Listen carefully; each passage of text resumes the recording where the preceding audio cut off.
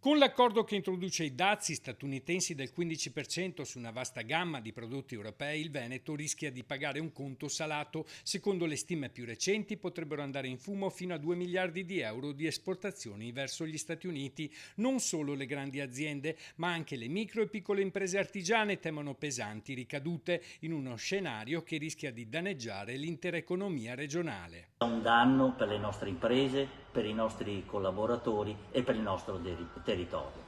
Dobbiamo pensare che l'America è il terzo mercato per il nostro Veneto e per l'Italia con il 9,2%. Le esportazioni venete verso gli Stati Uniti includono eccellenze come gioielleria, occhialeria, apparecchiature mediche e bevande, ma i danni dei dazi vanno ben oltre l'export diretto. Il Veneto, con oltre 50.000 imprese manifatturiere, di cui più della metà artigiane, è fortemente integrato nelle catene produttive europee. Molti beni italiani arrivano negli Stati Uniti passando per altri paesi dell'Unione Europea, come Germania, Francia, Paesi Bassi, dove sono assemblati come componenti di prodotti finiti. Colpendo il prodotto finale, i dazi finiscono per danneggiare anche chi non compare nelle statistiche ufficiali come esportatore diretto. Noi chiediamo un aiuto al governo italiano, ma soprattutto alla comunità europea. L'aiuto avviene attraverso, ad esempio, un'energia che abbia un costo minore, ma soprattutto che ci sia